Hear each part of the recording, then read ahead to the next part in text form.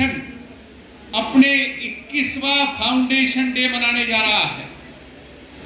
आपको याद दिलाऊं, जब भी यमुनानगर पहुंचे जेजेपी नेता दिग्विजय चौटाला ने नूह में शोभा यात्रा के दौरान गाड़ियों पर पथराव के मामले की कड़ी निंदा की है। उन्होंने कहा कि इस तरह की घटनाओं से मजहब और जातियों के बीच दूरियां बढ़ती हैं। दिग्विजय चौटाला ने कहा कि धर्म और जाति के नाम पर बांटने वाले नेताओं को सलाखों के पीछे भेजना चाहिए। बता दें कि दिग्विजय चौटाला आज यमुनानगर में 6 अगस्त को इंसो के 21वें स्थापना दिवस के लिए कार्यकर्ताओं को न्योता देने के लिए पहुंचे थे। अपने 21वां फाउंडेशन डे मनाने जा रहा है। आपको याद दिलाऊं, जब भी 2003 के बाद इंसो ने फाउंडेशन डे मनाया है तो अपना रिकॉर्ड स्वयं तोड़ने का काम किया। दिल्ली का तालकटोरा का स्टेडियम हो, कैथल की रैली हो, गुरु जम्बेश्वर यूनिवर्सिटी का ऑडिटोरियम हो, एमडीयू के अंदर फाउंडेशन डे का समारोह हो, और चाहे प्रदेश के किसी कोने में ही नहीं, पंजाब यूनिवर्सिटी के अंदर जाकर करने का मौका मिला हो।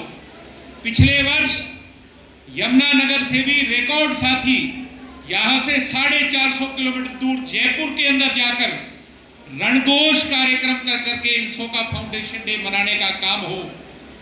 इंसो के साथियों ने अपनी ताकत को प्रदर्शित करने का काम किया है।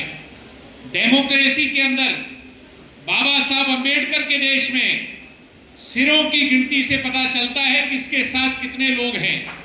और छात्रों की जब बात आती है, कहने को कोई कुछ भी कहे, मगर उत्तर भारत का अगर सबसे शक्तिशाली और सबसे मजबूत छात्र संगठन है तो उसका नाम इंडियन नेशनल स्टूडेंट ऑर्गेनाइजेशन है। हमें एक बार पुनः वो प्रदर्शित करने का अवसर आया है। मैं मीडिया के साथियों से कहूंगा, इंसो ना केवल एक छात्र इकाई है, ना केवल स्टूडेंट डेमोक्रेसी की बात करती है, गरीब घर के बच्चों को मौका देती है, किसान कमेरे मजदूर के बच्चों को प्लेटफॉर्म देती है, बल्कि इंसो एक सामाजिक संस्था भी है। डॉक्टर अजय सिंह चौटाला जी ने हमारी रगों में, इंसो के कार्यकर्ताओं की रगों में राजनीति के साथ साथ सामाजिक सरोकारों को भी संचालित करने का काम किया है। धर्म की राजनीति हो रही है और आज हरियाणा चल रहा है, उसी चक्कर में उस पर क्या कहना जो ये बहुत गलत हुआ है। हम इसकी बहुत निंदा करते हैं। ऐसे लोग जो धर्म को, जातियों को, मजहबों को बांटते हैं, इन लोगों को सलाखों के पीछे डाल देना चाहिए। धर्म निरपेक्ष देश की जब हम बात करते हैं तो धर्म, जाति, मजहब, इन सब चीजों को जोड़ना चाहिए, तोड़ना नहीं चाहिए। पीछे हमारे यहाँ पर एक मूर्ति के पीछे में चल रहा था, तब भी मैंने कहा था कि महापुरुषों की मूर्ति एक जाति की नहीं हो सकती। वो दलित की भी उतनी है, अगड़े की भी उतनी है और पिछड़े की भी उतनी है। इसलिए मैं आपसे प्रार्थना करता हूँ, अपील करता हूँ कि हमें धर्म जातियों में ना बांटा जाए, हमें मजहब के नाम पर मत तोड़ा जाए। ये हरियाणा का कल्चर नहीं है, हरियाणा इसको सहन नहीं करेगा। हरियाणा में ऐसी बात नहीं होगी। सैकड़ों स्टूडेंट्स की मौजूदगी में जहां मैंने अपील की, वहीं मुझे पूरा विश्वास दिलाया कि बहुत संख्या में, हजारों की संख्या में यहाँ से छात्र जो है वो 6 अगस्त को स्थापना दिवस के दिन हिसार पहुंचेंगे, उस रैली में सम्मिलित होंगे, शामिल होंगे और उस रैली को आपार।